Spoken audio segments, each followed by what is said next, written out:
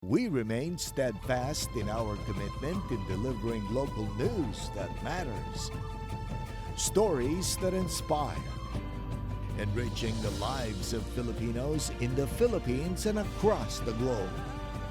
This is your GMA Regional TV.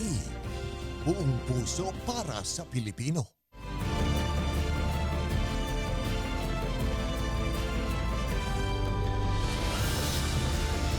Ito ang GMA Regional TV 1 North Central Luzon.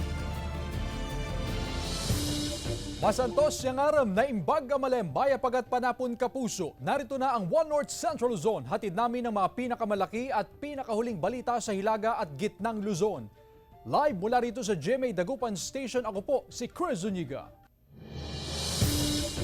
Mga kapuso, pahirapan daw ang pagkuha ng supply ng bigas ng ilang rice retailers sa Mangaldan, Pangasinan. Ang detalye ihahatid live ni Claire Lacanilaw.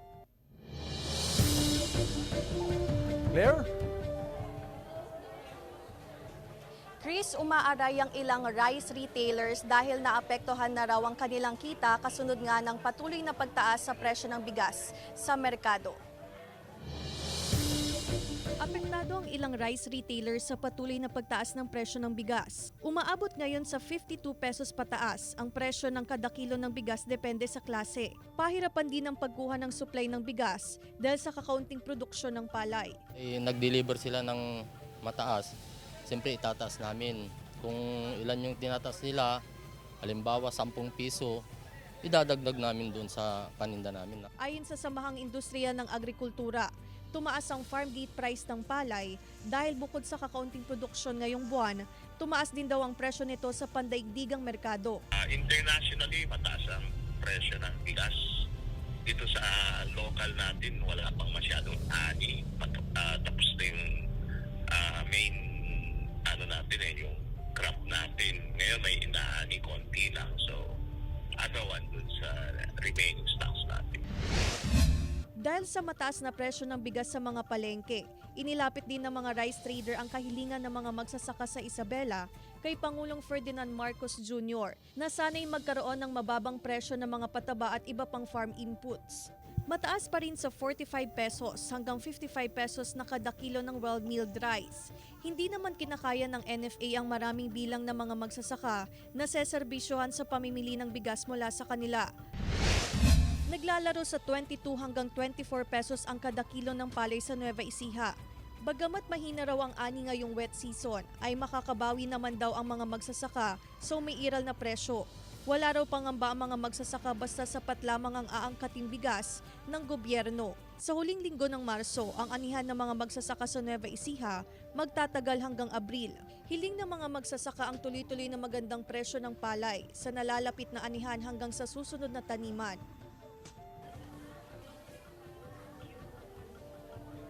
Samantala, Chris, ayon sa Samahang Industriya ng Agrikultura ay pagdating ng buwan ng Pebrero ay inaasahan nga na magiging stabilized na ang presyo ng bigas lalo na sa pandaigdigang merkado kasunod nga ng panahon ng anihan sa buwan ng Marso. Chris. Maraming salamat, Claire Lacanilaw. Pasintabi po sa maselang kwento, 16 anyos na dalagita sa Urbistondo, Pangasinan, pinagamit daw ng iligal na droga bago gahasain ayon sa PNP. Nakatutok si Jasmine Gabriel Galban. Sa kulungan ng bagsak ng 46 anyos na lalaki matapos sumanong puwersahin at paggamitin ng illegal na droga bago gahasain ng 16 anyos na dalagita sa Urbistondo, Pangasinan. Sa investigasyon ng pulisya, habang nagbabantay sa plaza ang suspect na nakilalang si Johnny Ferrer, nakita niya naglalakad ang biktimang si Jenny, dito ni na pangalan. Inalok daw niya ang biktima na ihahatid na lang daw siya pauwi dahil magkakilala naman daw ang kanilang mga pamilya. Sumama raw ang biktima sa suspect pero imbis na ihatid sa bahay, dinala raw ng suspect ang biktima sa isang lugar, tinutukan umano ng baril at pilit na pinagamit ng illegal na droga at saka ginahasa. So doon, therein din ma'am is napagamit nga niya yung bata hanggang sa yes ma'am. So hanggang sa nabangag na rin yung bata, nakatulog. doon na nangyari na yung panggagahasa, ma'am. Madaling araw na raw nang may makakita sa biktimang naglalakad sa kalsada na tila wala sa sarili. Buti nga po kamag-anak din po namin yung nakakita sa kanya na pag-alagala na wala sa sarili. Opo, buti na lang po kasi nakita po siya sa daan na wala sa sarili. Nang mahimasmasan ng biktima, ikinuwento na raw sa pamilya ang nangyari sa kanya. Hustisya po yung hinihingi namin. Kaya po itutuloy po yung kaso. Kahit ano pong pakiusap nila, hindi po namin i-address yung kaso. Yun po yung napag-usapan. Itinanggi ng suspect ang mga aligasyon laban sa kanya. Hindi naman totoo naman dahil kasi hindi po maisip kung bakit ganun ginawa sa akin. Sinampahan na ng kaukulang kaso ang suspect, kasama si Jing Dakanay, Jasmine Gabriel Galban, 1 North Central Luzon. Samantala, ilang motorista tiniketa ng poso dahil sa hindi pagsunod sa one-way traffic scheme sa Arellano Street, Dagupan City. May ulat si Russell Simorio. Kabi-kabila ng road signages ang Public Order and Safety Office para abisuhan ang mga motorista sa muling pagpapatupad ng one-way traffic scheme sa Arellano Street. Para ito sa pagpapatuloy ng road elevation at drainage construction project sa ilang bahagi ng downtown area. Pero ayon sa poso, may ilang motoristang galing sa bahagi ng Bunuan na pumasok pa rin sa Arellano Street kahit bawal. Nasa 200 pesos ang multa na mga nag-counterflow na motorista.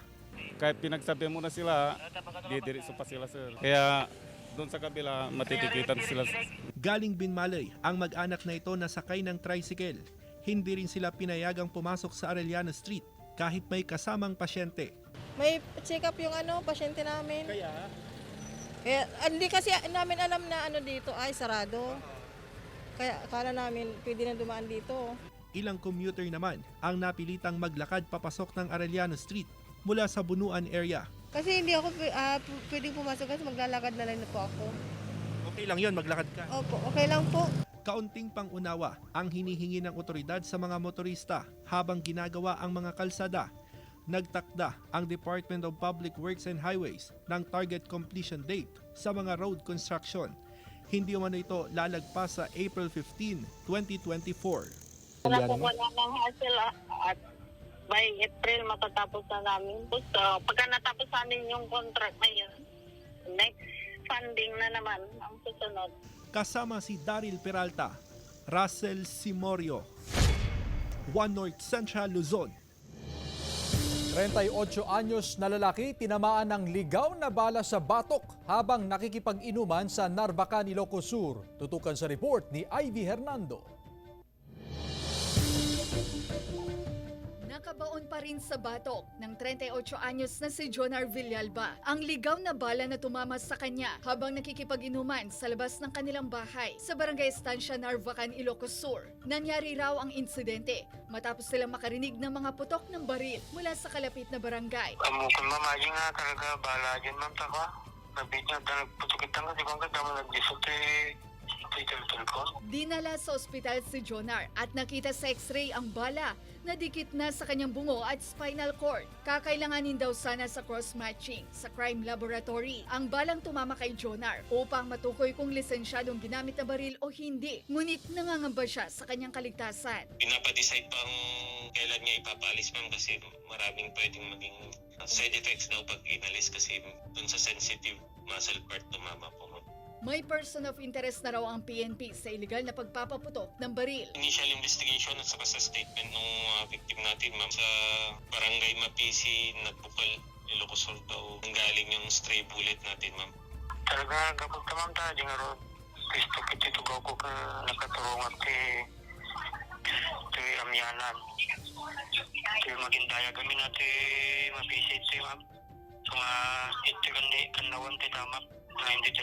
Hiling ng biktima na matukoy ang nasa likod ng pagpapaputok ng baril at matulungan siya sa kanyang gamutan. Kasama si Norman Raca, Ivy Hernando, 1 North Central Luzon.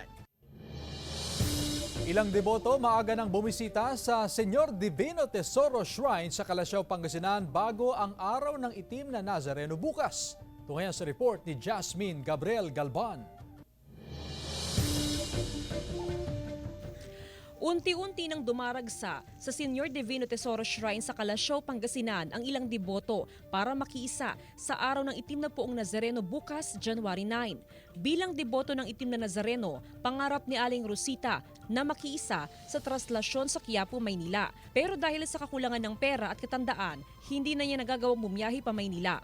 Gayunman, hindi nabawasan ang kanyang pananampalataya at taus-pusong debosyon sa puon. Sana bigyan kami ng biyaya at saka lakas ng katawan, hindi kami nagkakasakit, ganun lang po. Deboto rin ng poong Nazareno si Mang Zafiro ng Manawag, Pangasinan. Pero taon-taon, nakagawian na niya mag-alay ng panalangin sa Señor Divino Tesoro Shrine. Ang kwan kasi sa kanya yung talagang naniniwala ka. Naniniwala kasi ako sa kanya, ma'am. Kasabay ng selebrasyon ng araw ng poong Nazareno, asahan na raw ang pagdagsa ng mga deboto sa Señor Divino Tesoro Shrine. Kaya naman nakahanda ng otoridad para matiyak ang kaligtasan ng mga deboto. Ay nakahanda po yung ating mga kapulisan, nakadeploy po tayo ngayon dyan at tuloy-tuloy po na magbabantay para sa kaligtasan po ng bawat isa po, ma'am. Alas 6 ng umaga, bubuksan na ang Señor Divino Tesoro Shrine sa mga deboto. Kasama si Jing Dakanay, Jasmine Gabriel Galban, One North Central Luzon. Mga kapuso, nagsimula na ang pinakaabangan na GMA series na Makiling. Umiikot ang serye sa pagtuklas sa mahiwagang bulaklak na magpapabago sa buhay ng pangunahing karakter. Kabilang sa main cast ang real-life couple na sina Elle Villanueva na gumaganap bilang Amira at si Derek Monasterio bilang Alex de los Santos. Ang bulaklak na mutya, hatid ba ay biyaya o sumpa? Sundan ang kwento ng Makiling, weekdays 4 p.m. sa GMA. Ito ang GMA Regional TV 1 North Central Luzon.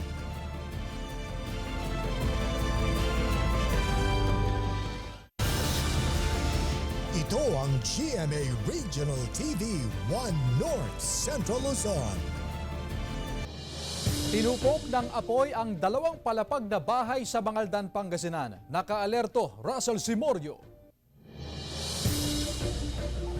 Makikita sa kuha ng cellphone video ang paglamon ng apoy sa 2 palapag na bahay sa Barangay David, Mangaldan, Pangasinan. Mabilis na kumalat ang sunog na tumagal ng mahigit 1 oras. May mga tangke ng LPG rin umanong sumabog na posibleng nagpalala sa sunog. Ang nagawa lang ng mga hipag ko, kung di lumabas sila, takbo sila dito na wala na, dos dire-diretso na yun na apoy na talaga. Ang bilis, ang bilis. Walang naisalbang gamit sa natupok na bahay, kabilang sa nabo ang perang ipinadala ng mister ni Joanne. Sa mga gustong tumulong po sa amin, humingi po kami kahit konting tulong po. Kahit para sa amin, para sa anak ko. Iniimbestigahan pa ang sanhi ng sunog. Nasunog din ang 2 palapag na bahay sa Barangay Poblacion Sur, Santa Barbara, Pangasinan. Umabot sa unang alarma ang sunog na tumagal ng mahigit 1 oras. Nadamay sa sunog ang 2 kalapit na bahay. Wala po kaming naisalba kasi talagang pagtingin ko talagang bigla talaga yung sunog. Ang laki talaga bigla. Ayon sa BFP Pangasinan, umabot na sa 11 insidente ng sunog ang naitala sa lalawigan sa unang linggo ng Enero. Sa nakikita ko po naman ano lang to, isolated lang to, nagkasabay lang talaga. Pangkaraniwan po may mga naiiwan silang mga gamit or mga open flame po ang mga nakikita natin kadahilanan. Paalala ng BFP sa mga residente, laging suriin kung maayos ang mga electrical wiring sa bahay na madalas pagmulan ng sunog. Kasama si Daryl Peralta, Russell Simorio, One North Central Luzon. Samantala, ilang linggo nang nararanasan ng mga mangingisda sa Dagupan City ang kakaunting huli sa laot. Sundan sa report ni Russell Simorio. Hindi umano maganda ang pasok ng bagong taon sa ilang mangingisda sa Dagupan City. Mahina at kakaunti kasi ang huli nilang isda. Ayon sa ilang mangingisda, ilang linggo nang nararanasan ang kakaunting huli sa laot. Kailangan pa raw nilang lumayo sa laot na magastos naman sa krudo para lang makakuha ng sapat na isda na ibebenta at uulamin. Kukunti rin ang huli po nila. Sasako na ng mga ganitong malalaking alon Ang ilang mangingisda naghanap na ng ibang mapagkakakitaan dahil sa kakaunting huli. Opo, nagkukontract po sila po. para sa pangbuhay po ng pamilya po nila, ganun. Hindi nila maasahan po yung dagat pag minsan po. Ngayon, naghihirap nga po sila lahat ng naglalaot. Ayon sa isang fishery expert, malaki ang epekto ng malamig na temperatura sa kakaunting huling isda sa dagat. Nananatili kasi sa malalim na parte ng dagat ang mga isda tuwing malamig ang temperatura, kaya hindi sila maabot ng mga mangingisda. Kung hindi komportable yung isda doon sa water temp, ay hahanap sila ng place na komportable sila. Yung mga isda na ayaw ng malamig na water temp, pupunta sa ilalim. Inaasahan naman na magbabalik sigla ang huling isda sa laot pagkatapos ng amihan season. Kasama si Daryl Peralta, Russell Simorio, One North Central Luzon. Samantala sa isa pang insidente ng sunog, Ancestral House sa Dagupan City tinupok ng apoy. Ilan pang katabing gusali at bahay na damay sa insidente. Tutukan sa report ni Claire Lacanilaw.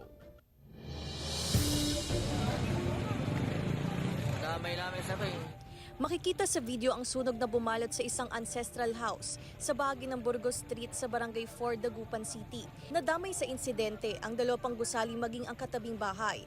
Umabot sa unang alarma ang sunog na tumagal ng mahigit 1 oras. Wala namang naitalang nasawi o nasaktan sa sunog. 2 senior citizen ang nailigtas sa insidente. Gawa umano sa light materials ang ilang bahagi ng bahay, kaya mabilis na kumalat ang apoy. Sa mga concerned citizen natin, tinawag nila sa amin na may nasusunog na yung bahay namin. Binaba naman namin lahat ng mga breaker, chinek yung mga kusina, and then bago ko pinalak yung gate namin. Tinatayang aabot sa 2 milyong piso ang danyo sa sunog ayon sa may-ari. Identify naman po namin yung origin po yung sunog doon po sa residential area po. Kapag may-ari nga po ng Sabala family. Balik extended family po sila, kasi parang aning po ata sila na ancestral house po nila. Yun po yung commercial space po. Apo. So, progress po yung sumunod. Damay po yung commercial space po nila sa harapan. Patuloy ang investigasyon ng BFP sa insidente. Kasama si Henry Duminsil, Claire Lacanilaw, 1 North Central Luzon. Isang babae nanganak sa loob ng sinasakyang bus habang nasa biyahe papuntang Ilocos Norte. Sundan sa ulat ni Gab De Luna. Kuha sa video na ito ang panganganak ng isang babae sa loob ng pampaserong bus na galing sa Maynila papuntang Lawag City, Ilocos Norte. Ayon sa driver ng bus, sumakay ang babae sa bahagi ng La Union. Diyak mat amo ma'am nga masikog at akla normal at nga sabi nga babae. At ano ko masikog ma'am, ang kabil ko kumatisang para PWD kasi ay ano nagdiretso. Maya-maya pa, humingi na raw ng saklolo ang babae sa mga katabi niyang pasahero. Pumutok na raw kasi ang kanyang patubigan. Nagtulong-tulong daw ang mga pasahero upang matulungan ang babae sa kanyang panganganak. Parang lalabas na siya, te. Sabi niyang ganun, ma'am. Tapos tinignan ko, lalabas na talaga, ma'am, yung head ng bata, ma'am. First time ko pong makahawak ng baby, makapagpaanak doon sa bus. Bago pa man makarating sa isang ospital sa San Fernando, La Union ang bus, naisilang ng babae ang kanyang sanggol na isang bouncing baby boy. Kasalukuyang nasa pagamutan ang mag-ina at nasa ligtas ng kondisyon. Hindi na raw natanong ng driver at mga pasaherong tumulong ang pangalan ng babae dahil sa bilis ng mga pangyayari. Alam ko tagyaman akmot ma'am, timulong nga lang assist mat uneg. At da kami ma'am, madimi mat amot agigam ti ubi. Kasama si Reynold Velasco, Gab De Luna, 1 North Central Luzon. Sa ibang balita, tradisyonal na paggawa ng kaserola, buhay na buhay pa rin sa Florida Blanca, Pampanga. Tunghayan sa GMA Regional TV Presents. Ang tradisyonal na pagpupukpok sa paggawa ng kaserola, kawali at kaldero, buhay na buhay pa rin sa Florida Blanca, Pampanga. Ang paggawa ng kaserolang 3 dekada ng kabuhayan ng 62 anyos na si Diosdado Reyes at ang may bahay niyang si Lourdes Reyes ng Barangay Mabikal, Florida Blanca, Pampanga. Hindi biro ang paggawa ng kaldero. Mano-manong pinupukpok at hinuhulma ang kaldero na gawa sa aluminum. Uulit-ulitin ang pagpupukpok upang makuha ang tamang forma. Ginamitan ng spinning machine upang maging pino ang hulma ng kaldero. Sunod itong kakabitan ng hawakan at gagawa ng takip. Kaya malaking tulong. sa pang-araw-araw din, kahit dito sa mga trabador. Sabi ko nga sa kanila, uminto na kaya ako, ayaw nila kahit sinong tanungin mo sa kanila. Pero kahit ako naman, hindi ko hihintuhan ito. Hindi ko susukuhan ito hanggat kaya ko para marami kaming matutulungan. Tsaka sa pamilya pa rin. Siya tagagawa, akong tagatinda. Awa ng Diyos yung kinikita ko. Tinatabi ko, tapos pagkagabi kasi, kahit na namunan kami ng konti ng ganun, makikipagtrabaho pa rin siya. Ito nang nagsilbing kabuhayan ng kanyang mga kaanak para kay Diosdado at Lourdes. Mahalaga umano ang pagtutulungan ng mag-asawa sa pagpapalago ng negosyo. Pukpukin man ng problema, mananatili umano silang matatag para mahulma ang kanilang nais pang abutin sa buhay. Kung gusto nyong magnegosyo, gusto nyong munlad, magsikap lang kayo, magtiyaga at magdasal kayo. Huwag magbisyo hanggat maaari. Yun ang number 1 sa pagsisikap. Sipag at tiyaga. Kaya dapat kami dalawa talaga. Oo, pinagtulungan namin. Tsaka yung mga anak ko. Kasama si Henry Duminsil, Claire Lacanilaw, 1 North Central Luzon. Ito ang GMA Regional TV 1 North Central Luzon.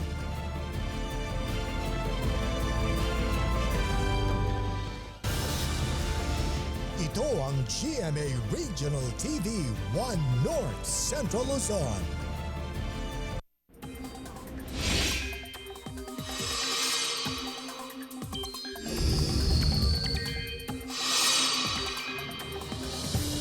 Mga kapuso, uulanin ang ilang bahagi ng bansa dahil sa iba't ibang weather systems. Sa ngayon, walang namataang bagyo pero nakakaapekto ang shear line sa eastern section ng Southern Luzon habang amihan naman ang umiiral sa natitirang bahagi ng Luzon. Posible naman ang localized thunderstorms sa iba pang bahagi ng bansa. Base naman sa datos ng Metro Weather, mababa ang tsansa ng ulan sa Northern at Central Luzon maliban sa Aurora at ilang bahagi ng Isabela. Posible ring ulanin ang iba pang bahagi ng bansa. Antas ng tubig sa ilang dam sa Hilaga at gitnang Luzon bumaba dahil sa kakaunting ulan. Sudan sa report ni Russell Simorio. Normal ang supply ng tubig sa irigasyon na ginagamit ng mga magsasaka sa barangay Alitaya, Mangaldan, Pangasinan. Tamang-tama ito dahil nakatakdang mag-ani ng second cropping sa Abril. Okay naman, walang problema sa tubig. Talagang maganda ngayon eh. Hindi kagaya nun na medyo minsan nawawala yung tubig. Pero ngayon, bastante ang tubig.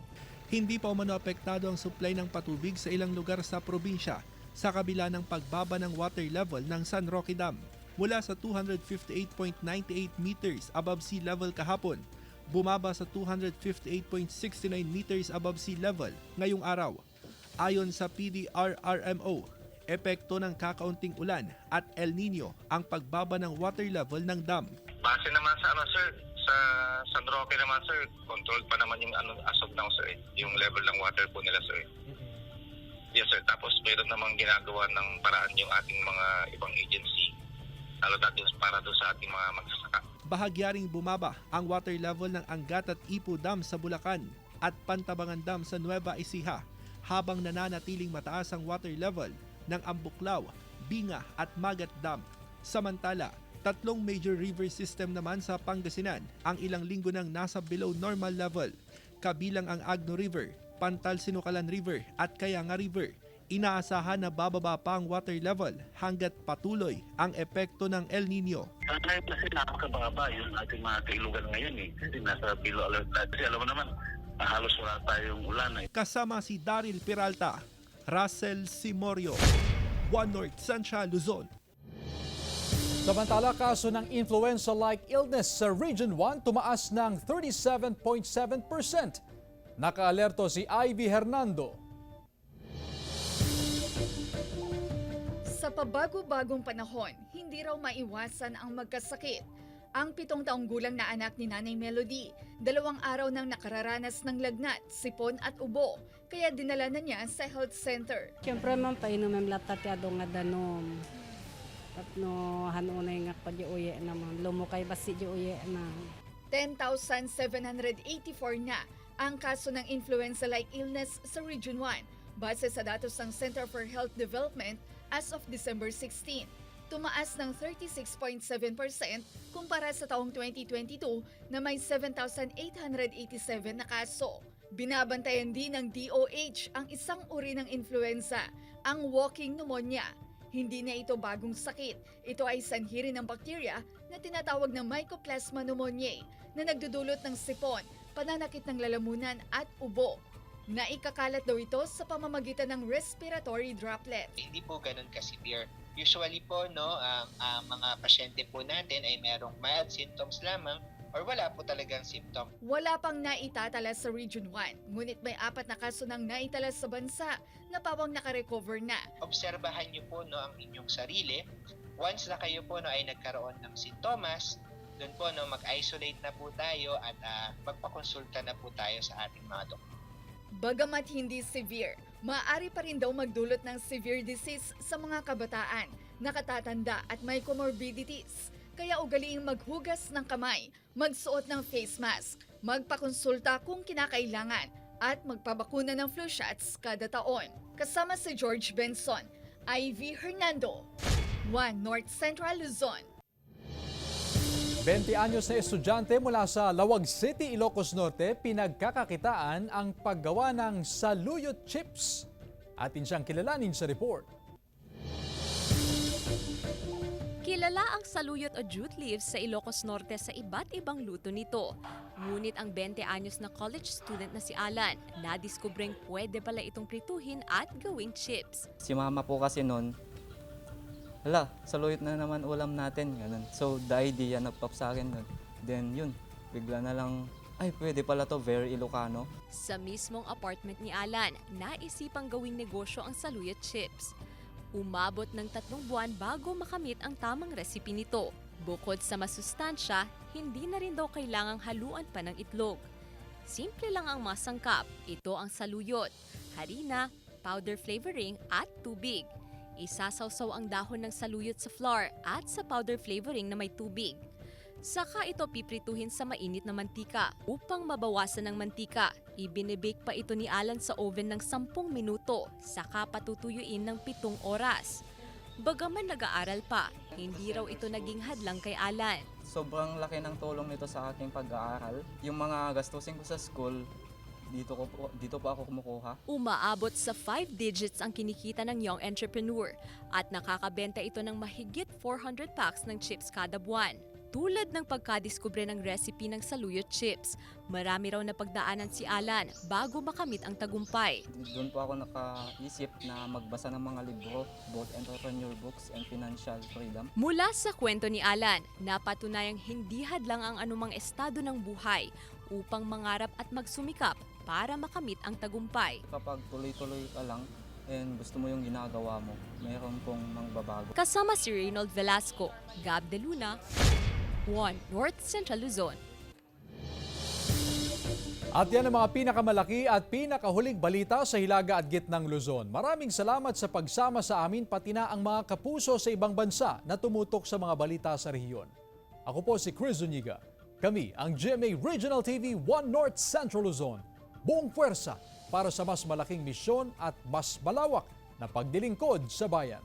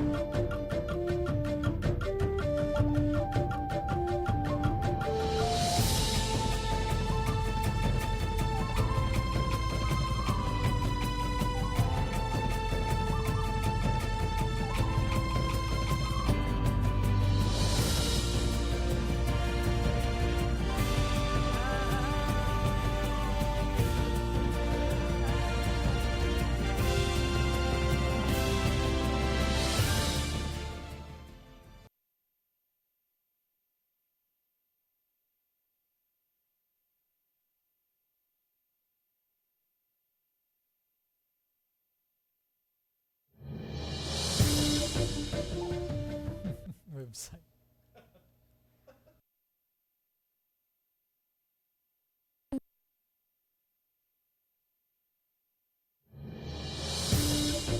Samantala, mapapanood niyo po ang episode na ito at iba pang pinakahuling lokal na balita sa official website ng GMA Regional TV, www.gmaregionaltv.com. Pwede rin kayong bumisita sa aming official YouTube channel, GMA Regional TV, at i-click ang subscribe button para sa pinakamainit na balita mula sa mga rehiyon.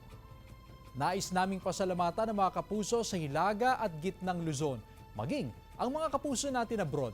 Dahil sa GMA Regional TV, Local News Matters.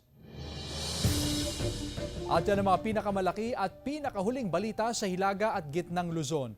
Maraming salamat sa pagsama sa amin pati na ang mga kapuso sa ibang bansa na tumutok sa mga balita sa rehiyon. Ako po si Chris Zuniga. Kami ang GMA Regional TV 1 North Central Luzon. Buong puwersa para sa mas malaking misyon at mas malawak na paglilingkod sa bayan.